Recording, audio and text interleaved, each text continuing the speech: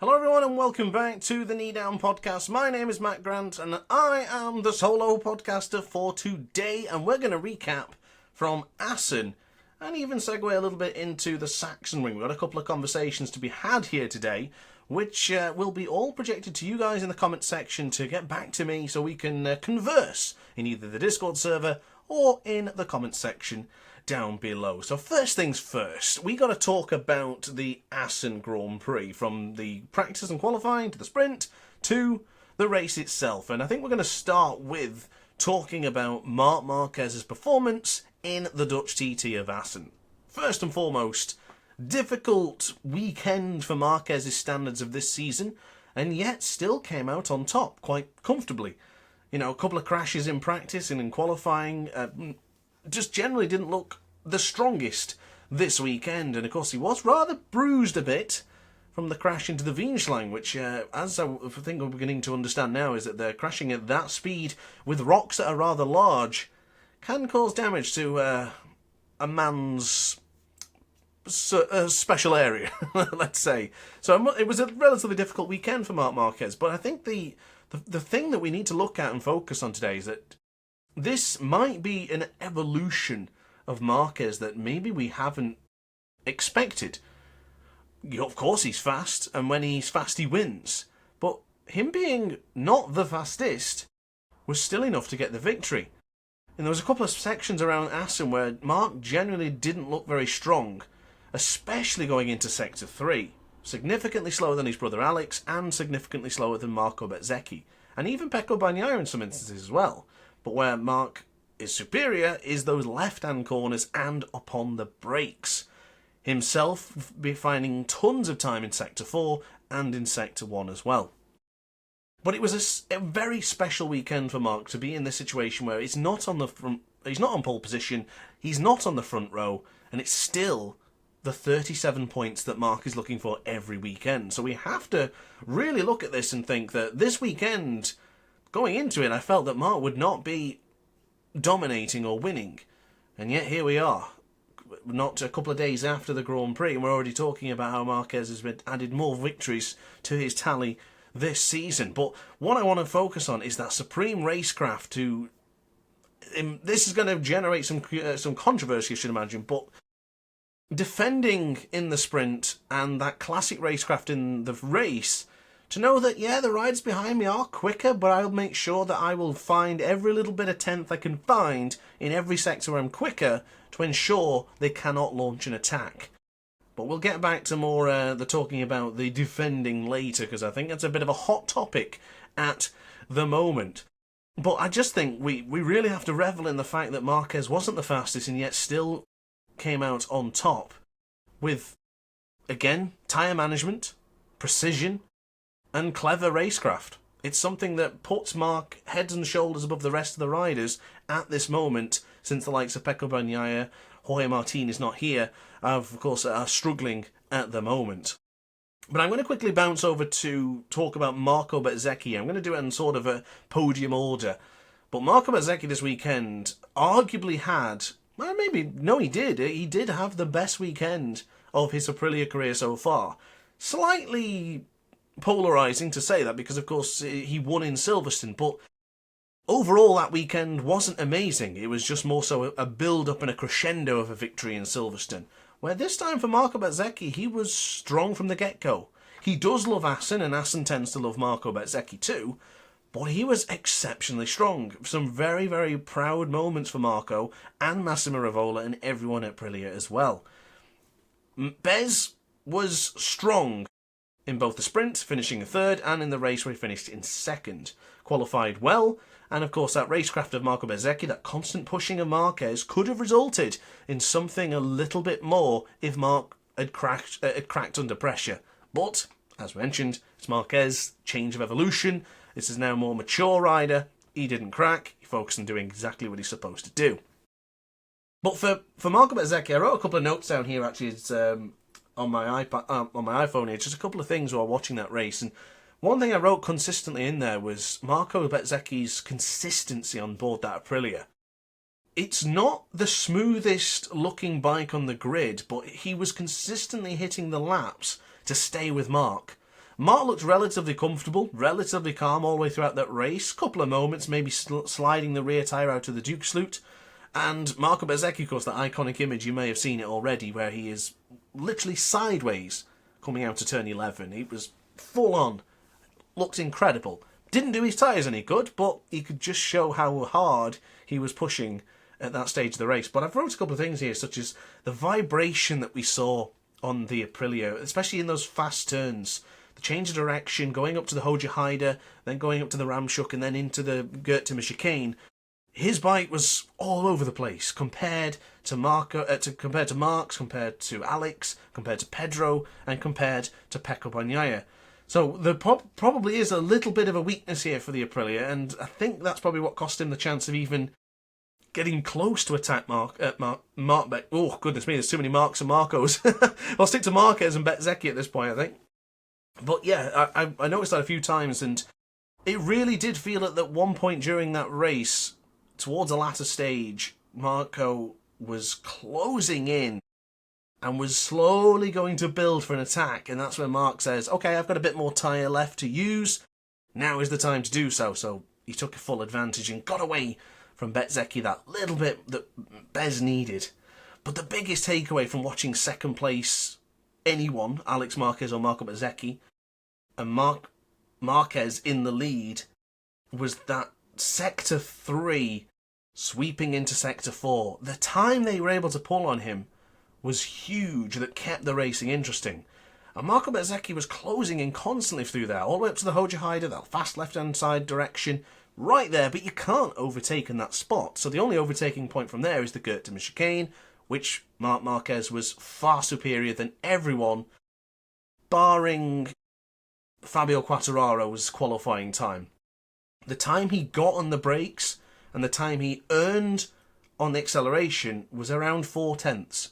I wrote a note on my iPad here of every single section of lap that Marc was able to close or pull away a gap every single time they entered the Gerttimer chicane. Consistent laps from the pair of them. It was a definite battle of chess in the fastest speeds you can possibly do.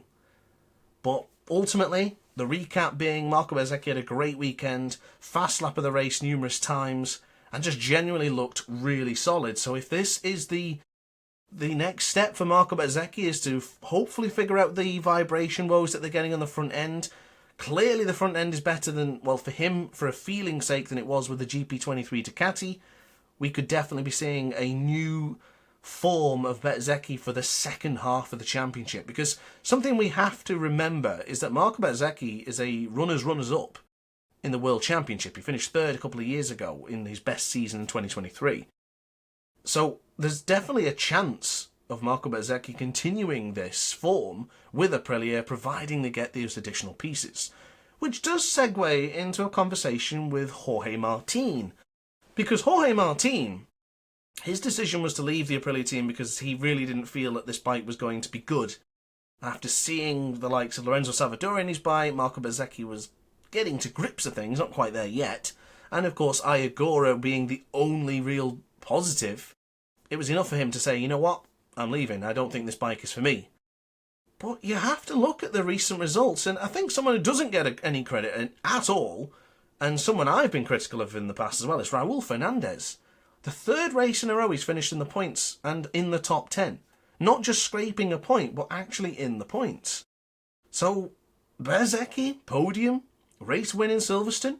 Raul Fernandez consistently more into the top 10. Iagora had an excellent start, but he has been injured recently.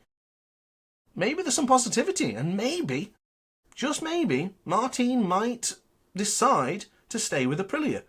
Because although his contract is open for negotiation, that's a clause in his contract, it doesn't mean the contract is null and void. So he's still with the team and still has to be with the team for at least to the end of the season, depending on what else they agree to. But I'm interested. I'm really keen to see what you guys think regarding Martin and Aprilia, because he has to be watching. And he has to see that Marco Bezzecchi is now becoming the face of Aprilia, and it's working. Took around 7 rounds to really get that confident, get that feeling. It's food for thought. Does Martin jump ship to a Honda that is not guaranteed to win? Because Yeah, we've seen the victory from Johann Zarco in Le Mans. Little bit fortunate in circumstances with the wet weather conditions. Johann Zarco is a wet weather specialist rider. But regarding the others, Luca Marini's injured, Joan Mir's crashed again, unfortunately. And of course, Somket Chantra, which, to be fair, deserves a credit here. He actually took his first point in MotoGP, the first Thai rider to ever do so. But it's not fair to put him in that category of Honda riders. So I don't think it's a good idea for Jorge Martin, but I guess that's a subject we'll have to discuss another day, because will Martin want to be in the shadow of Marco Bezzecchi? Will Martin coming back destroy the confidence of Bezzecchi? There's a lot of questions and yet no answers, so that's why we do the podcast, to generate these questions so we can talk about it in the comments section down below. But let's move on now to our third place finisher, Pecco Bagnaia. Now, I call this the resurgence in this part of the script, if you will, but it's not been the resurgence I expected. Now, I had a Pecco Bagnaia video I wanted to release for you last week, and I mentioned it in the podcast, but unfortunately, I deleted the file that I needed to use for that, so I'm going to have to redo it again. But it's actually left me in a good spot here, because I think we should talk about it even more, because Mugello was not the ultimatum point, but it should have been the boost that Pecco needed. And it has been, sort of. The Aragon test using the larger brake disc did give Pecco Bagnaia more of a confidence boost. Wasn't able to use that larger brake disc in Mugello, but still benefited from a newfound confidence. Moving to Assen, which is probably just as important to Pecco as Mugello is, and it didn't quite result in the result he wanted, but it's not a bad result. Arguably, if Alex Marquez had stayed on the Ducati, maybe Pecco wouldn't have finished on the podium, but if what's, buts, maybes, doesn't really matter right now. We're focusing on the realistic targets at the moment. So, is the resurgence there for Pecco? Is it going to happen? Can he bounce back after this, after a third place? I mean, I've watched the MotoGP information regarding Ducati talk about, smile, it's a good result, be proud of yourself, keep on pushing. And he is pushing, and even Lorenzo's commenting saying that we're getting close to seeing the real Pecco, but not yet. And Lorenzo sympathised with the fact that he has been in that same situation where you're not comfortable and you're trying different things. It is generally frustrating. And you can't be your best until you're comfortable. Comparing to Marquez as much as you want to, but Marquez is a rider that rides through problems. Pecco Bagnaia is obviously not like that. Neither was Lorenzo, since the comparison does make sense. As we said about Marco Bezzecchi, the front end with that Ducati GP23 never worked for Bez. He never liked it. And now we're getting him onto the Aprilia. Results are coming. It's just all about that. But I really did feel like Assen would be a turning point for Pecco, and it felt like it was going to be. Almost pole position again. 2 races in a row of second place on the rostrum in the terms of the qualifying. Pretty good. It's getting closer towards Pecco's real abilities. But the sprint, he's a different person in the sprint, and it's so bizarre. That there's less fuel on the bike, so it should be in theory easier to move. But he's having problems on the front end again, and they seem to be exacerbated in the sprint. We don't see him start well, and we see him go backwards. Yet when there's a full tank and the race is ready to go, out like a shot. Exactly what happened in Assen. Straight into Harbach in turn 1, leading. Led then for a good couple of laps. Pecco Bagnaia is back. Went backwards. Marco Bezzecchi passed him into the Gert-Timmer chicane. I think Pedro Acosta got him into the Gert-Timmer chicane. Marquez got him into the Gert-Timmer chicane.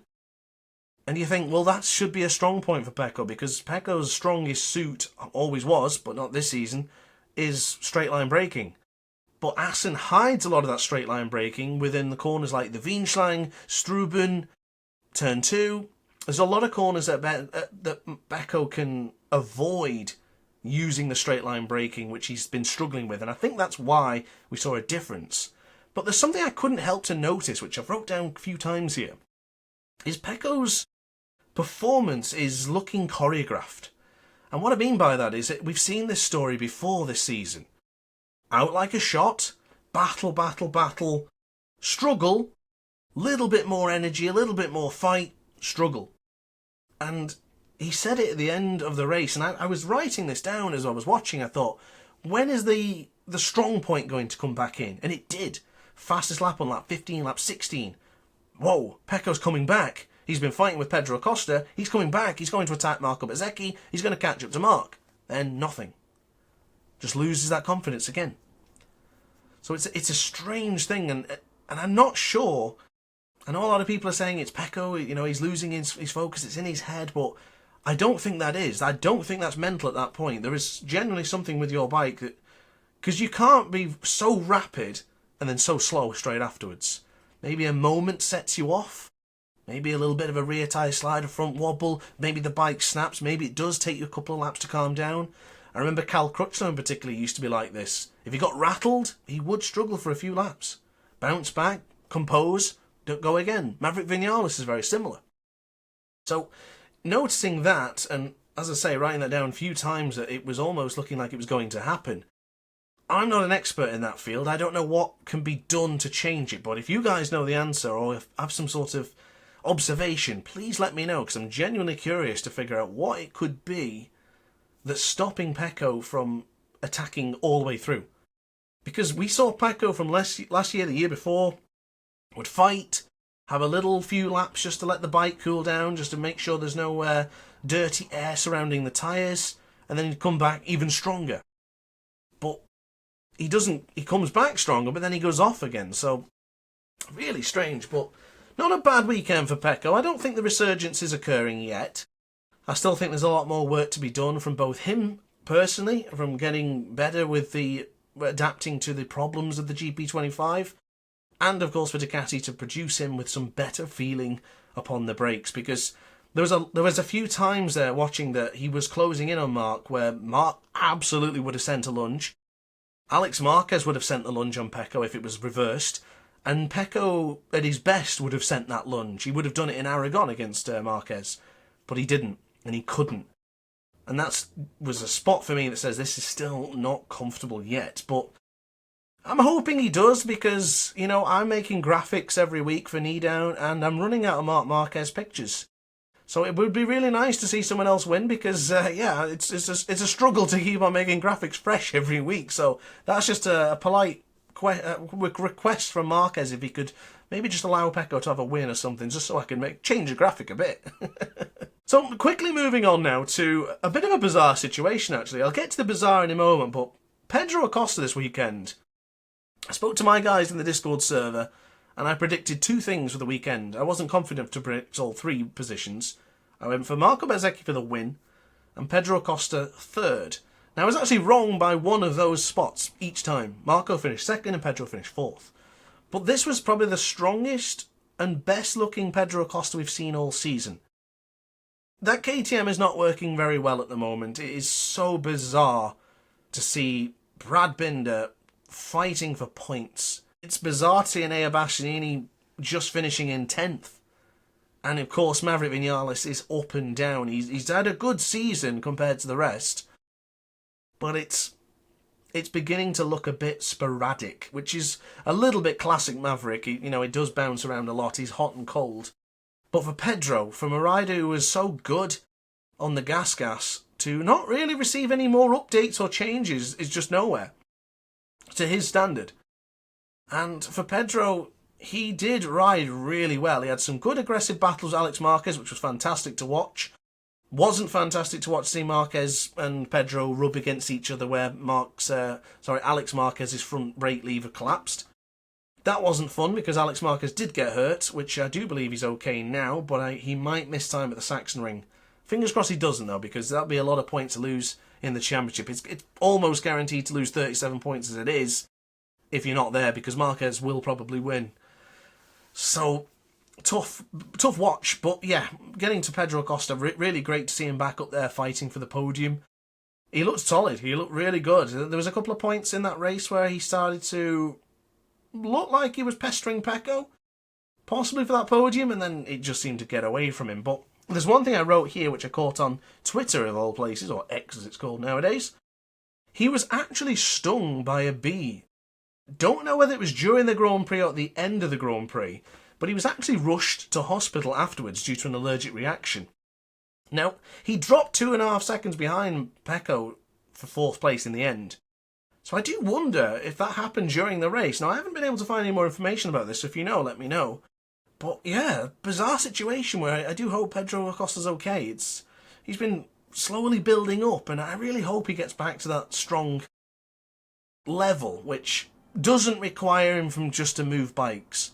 I know I talked a lot about this, that, the Pedro Acosta could be leaving KTM and Enea Bastianini could be leaving KTM, but I'd rather it worked. And I've said this even with my community as well, that I want to see Enea Bastianini on the Aprilia with Marco Bezzecchi, but equally, I would prefer just to see him be strong with the KTM, as long as the results are good. But with Pedro Acosta, I don't want him just to run off and jump straight onto a Ducati to win. It would be nice to see him compete on the KTM. Talks of Honda as well, of course, with signing up with Jorge Martin with a duo role.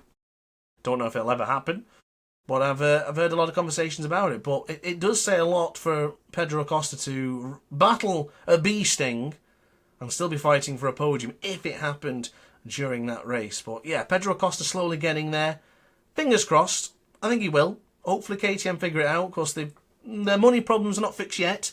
They do have a buyer, but it's not inserting money into the project, so we'll have to see how that goes. So on to the next topic. Now, of course, this rider didn't actually finish the race. This is Alex Marquez, but this segues into this topic very, very well, and I think you might be expecting this, because it's definitely worth talking about. And again, my Discord server and I had a very in-depth conversation about this, and it was very intriguing.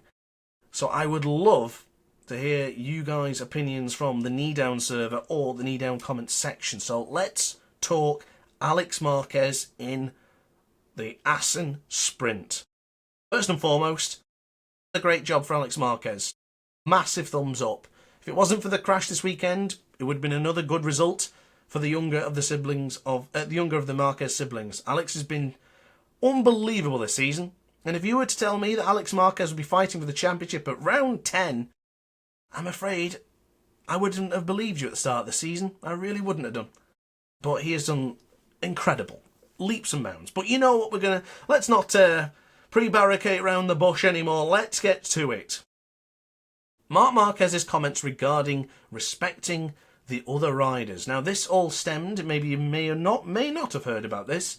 This all stemmed because of a lot of accusations of Alex Marquez will not overtake his brother. So, let's talk the sprint. For the entirety of that race, Marc Marquez led with Alex Marquez pursuing behind. Alex Marquez tried many times to close the gap on Big Brother Marc, but not in the overtaking zones. I wrote a couple of things down here on my iPhone, and I was beginning to question if Alex Marquez has got the confidence to attack his brother. He has got the confidence to attack anyone. Alex Marquez is a 2-time world champion. I've seen him in Moto3, I saw him in Moto2, and I've seen him battle many times with riders. He's got a lot of bottle and a lot of gumption. But attacking Marc is such a difficult situation to be in, because I don't think it matters who you are. If Marc is in the lines he was in during that race, the only way to get through is by barging him past. And if Alex is not prepared to do that, because there's nothing to... Well, there's a chance to gain. Yes, he could beat Marquez, but he also could knock him and himself off. Now, I sat back and forth with this because I watched it numerous times, and at the initial response, I really did feel that Alex has not got the confidence to attack Marc, and this is why we're all saying, well, not all of us are saying it, but there's a lot of people saying that he's defending Marc. I don't subscribe to that point of view. He's a MotoGP rider, and I very much doubt that any rider would not attack somebody for whatever reason. You know, we've seen things like Mapping 8 in the past, and the riders ignored it. We've seen in World Superbike, riders don't adhere to that either. Loris Baz didn't. Marco Melandri never did. But for this situation here in the Assen sprint, two things. The point difference is not monumental. So, attacking Marc, risking another podium, risking a crash with your brother, is it worth 5.3 points? Maybe not. He never looked close enough to make a clean overtake, let's say that for sure. He could have made an overtake into the Hoja. He definitely let off the throttle once. He was alongside Marc. In Moto 3, Moto 2, you would have gone for that lunge, but again, these big, hefty machines, couldn't make it stick. So he didn't go for the lunge. Now, the other side of it is that, well, you could argue, why would Alex Marquez upset the apple cart when Marc's giving him his data? Maybe Ducati want this result because they're happy that their rider wins and they're happy that the other rider takes second. And after all, in some sports, the factory team should be winning and the satellite team should be supporting the factory team. So maybe that does make sense. But I don't really feel it is a case of Alex Marquez doesn't want to. I think it's a case of confidence. But as I say, those corners going into the final sector, he was never going to be close enough to make a lunge. The only place he got close enough to do anything is Sector 3. And where do you overtake in Sector 3? It's just a series of right-handers until you get to the left, which is the Hoja, that fast kink to the left. Where else can Alex attack?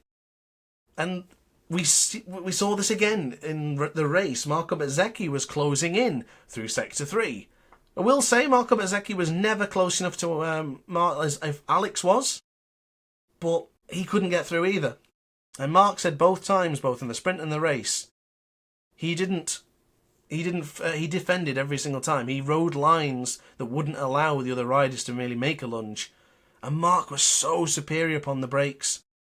You know, the Goethe chicane is the overtaking spot in Assen, and if you can't get close enough, there's nowhere to go. You'll hit them and you'll knock them off. So I don't think for 1 second it is a case of that Alex Marquez doesn't want to overtake. He's the bodyguard and he's protecting Marc. I really don't believe that's true at all. But from a fan's perspective, it is annoying. It's not interesting to watch the same two riders every single week put on the same show. So I get the frustration from the fans completely. And there is an element, which even I felt too, like, why is he not attacking him? Why is he not at least making an attempt to overtake? And I really think it comes down to, this is Alex Marquez, who started this season as probably a top 8 championship contender, maybe before the testing started. Because let's be honest, nobody had Alex Marquez winning the championship this season or even finishing on the podium. If you did, then you must be psychic, because I didn't see that coming. I have watched Alex Marquez for many years. Yes, he's always been a slow burner that built up to it, but to put him in the championship category this season, I never ever saw coming. And you have to think, maybe Alex Marquez didn't either. Maybe Alex Marquez has already made peace with this is the best season he's had in MotoGP. Let's keep building. Let's keep developing. And it could set him back. Overtaking and knocking Marc off, overtaking and making a mistake, overtaking and crashing, or even rubbing too close to rider and having an injury. Because look how that small bit of contact with Pedro Acosta into Struben on the outside resulted in a crash and an injury. Maybe he's right not to lunge upon Marc Marquez. It's such a difficult conversation, but what I will mention is that the Marco Bezzecchi one of him defending against Marquez and not attacking him because he also is the bodyguard is just asinine. That's to invoke a emotion of the haters, let's say. That is silly. That's ridiculous. Marquez, Marco Bezzecchi are riders that revel in a battle. And this is the point I think I'm making regarding... Well, this is the point I want to make about Marquez as well. He would love to battle his brother. He's a rider who just loves to fight. This is why he's not disappearing into the distance and winning by miles sometimes. He doesn't mind staying there. Remember 2019 where he would sit and play with Fabio Quartararo for 19 laps and then just disappear on the last one? He did the same to Maverick Vinales. these, like Rossi used to do. He knows it's not so interesting to disappear, so I'll have a little bit of a play around. Sure, you go for the lunge there, I'll get you on the next corner. Hey, everything's cool. Then next thing you know, where did he find 2 seconds from? Marc can do that, and I think he would with Alex. He would have no problem battling Alex, and as I say, I really reckon he would love that. Marc is a fighter. At the end of the day, he's had no end of injuries, and he kept coming back to MotoGP. He would revel in the opportunity. And I'll be honest, I'm not the biggest Marquez fan. I always get called a hater because I don't just praise him for everything in the world. I think he's doing an incredible job this season. But we can get into a conversation about that another day. I'm just very much a neutral fan. But I really don't feel that the comments regarding Alex Marquez, Marco Bezzecchi defending, Pecco Bagnaia defending Marquez is just silly. I don't agree with it. I know from watching it, but yeah. I'd love to hear your thoughts, nonetheless. But one thing I will mention is that the comments from Marquez have certainly sprung attention to a lot of people. Now, a lot of people are saying it's regarding a journalist who's been pushing this agenda of Alex Marquez defending Marc Marquez. Now, I haven't seen anything personally, but what I can say is that Marc did say it best. Respect all the riders, and don't insult them by pretending that they're not overtaking or pretending that they're... A phrase I keep saying which I find very frustrating is the fraud. He's a fraud because, last year he won, or the year before he won, now he's a fraud and he's on fraud watch. Ugh. I don't like that. I don't like that at all. Some Chantry's been insulted all season long. Taka Nakagami was insulted for years. And it just seems that there's always negativity being hurled towards these riders. And at the end of the day, they might be aliens, but they're humans too. And I think they do deserve respect. But one thing I'm going to counterpoint Marc's comment, though, is what made me laugh. He is pushing the agenda that all riders should be respected, and I agree. But it's actually his fan base and the Valentino Rossi fan base are the ones who are causing the problems. So it's fair to say everyone should respect each other, but his fan base is just as bad as the other fan base. Now, respect does go a long way, and respect should be for both sides. But when Marquez wins, we don't need to diminish the other riders. I mentioned this last time, and I'll keep on saying it, because it's respected both ways, right? So if Marc is winning, and the other rider couldn't catch up to him, you don't need to completely belittle the other rider to say he's pathetic, he shouldn't be anywhere near him, Marquez is superior, Marquez is the GOAT because this guy couldn't catch him. We know he's better than him, he won. You don't need to then dismiss the other rider's efforts. And then on the other side, we've got the people saying, well, Alex won't attack Marquez, he won't want to upset his brother. It's just all of them are bad as each other. I'm just as bad as well. I'm going to say something probably hypocritical at some point. I probably already have said something hypocritical. We as human beings are hypocritical. We change our mind a lot. And this is one of them. And the thing is, actually, I'm going to chuck something out here as a conversation piece. I'm on a bit of a ramble here, actually, but we'll go with it. Marquez is currently in one of his best seasons. And considering he's bounced back from his injuries, this is an incredible story. And yeah, we all celebrate it. But the one thing that gets me is that Marquez is considered one of the best, and this championship this season, which he's probably going to win, will elevate him to another level. But at the same time, when the Marquez fans are in the comment section, they're diminishing every other single rider, they're not on his level, they're not enough to lace his boots. Aren't you downplaying Marquez's championship? It's like when other sports say, there was only like 5 races in a year. Like even Giacomo Agostini's record, there was a significant less amount of races there. So then you would say, well, the championships were easy to come by. I don't agree with that, but that's what the argument is. And then on the flip side, the riders have more races than ever now. So if Marquez is riding 22 times a season, surely he has a higher percentage of winning more races. So wouldn't that go against him? So when Giacomo Agostini or Rossi have won so many races, or Mick Doohan, and they only had like 13 to 18 races, wouldn't that make their achievements more impressive? Question worth answering. Question worth asking and answering from you guys. But yeah, I think that's more or less everything I wanted to talk about on that one. I think there's a lot of topics to have. And I think the next time we get Craig or anyone back on the podcast, I think we should have this conversation because it would be very interesting to hear another person's point of view. But, most importantly, I want to know your point of view. I might be completely wrong, and you're free to say so. This is completely free to do so.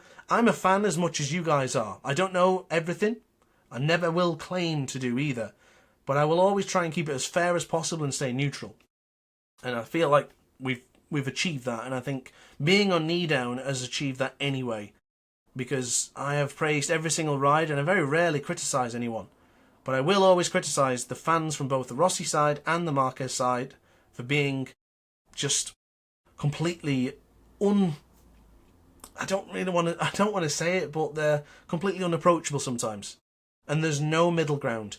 I had a conversation with a couple of months ago actually regarding a certain Marquez comment regarding a rider trying different setups and not working. It's the rider's fault, which for me I just don't think that's fair. I had this conversation, I made a comment, and I got harassed with rife comments about how wrong I was, and I was a Rossi fan in yellow, I was this and I was that. And all I was simply saying is that what Marquez said was actually wrong at this point because it wasn't translated correctly.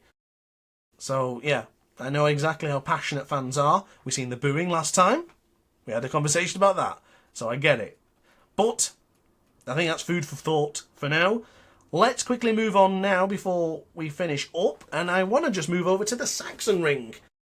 The Sachsenring, of course, being the home of a certain world champion. What's his name? He's won there almost every other year. Maybe it's a name we've mentioned in this stream. That, of course, Marquez. It's his stomping ground. The king of the Sachsenring is returning back to claim his crown. But will he? We thought Kota would be a guaranteed win. Is the Sachsenring? Or will we see a surprise? He has the most wins there. Realistically, no one can stop him. What do you think? Are we going to return to Sachsenring? Are we going to see a new Marco Bezzecchi? Well, a more improved Marco Bezzecchi with a better front-end feel? Is Pecco going to return? Will Alex Marquez even be there? Or will Pedro Acosta be back on the podium again? We'll have to see. Let me know what you think. Let me know in the comments section down below. And let's talk about it in there. But I'm going to finish up now with just a few questions to ask you guys. And I'm going to start with 3 questions. Number 1. Do you think Marc Marquez is winning the title already after 10 races in? Now he's currently, I need to get the picture, but I think it's 126 points clear from Pecco Bagnaia, and 68 clear from Alex Marquez. So that's up to you guys to decide. Let me know in the comment section down below. Second question, who's the more dangerous rival for Marc Marquez? Pecco Bagnaia, Marco Bezzecchi, Jorge Martin, when healthy, or Alex Marquez? Let me know in the comment section down below. And finally, the collision between Pedro Acosta and Alex Marquez. Is Pedro Acosta too aggressive? Is Alex Marquez too aggressive with other riders? We saw him take out Fabio Di Giannantonio this season. What do you think? Do you reckon that their aggression needs to be toned down or used at a different point? Let me know. You can either message me in my direct messages on Instagram, you can either message in the comment section, or even our Discord server as well. But yeah, guys, I think that is more than enough to talk about here today. I think might have had a bit of a conversation regarding the Marquez comments, which I am really looking forward to hearing what you guys think. I think it's, as I say, I don't profess to be correct, but I'm just eager to hear what you guys think so we can converse and chinwag about it. And yeah, I think that's about it. So one of 2 things here that I wrote down, I just want to put as a suggestion, is that Marco Bezzecchi is, yeah, I think he's looking really good. And I'm excited to see what happens in the Sachsenring. Not his best track in the world, but if he can be good there, I think we're on to something. But yeah, I think that's it for me, guys. Thank you very much for watching or listening, wherever you may be. I really appreciate you listening to my dulcet tones for the past 40 minutes or so. If you have, I really appreciate it. And let me know what you think. I really want to talk to you guys, so let me know. But yeah, that's it from me. Thanks for watching, guys. Don't forget to like and subscribe, and I'll see you very soon for more videos and more podcasts right here on KneeDown. Ciao for now.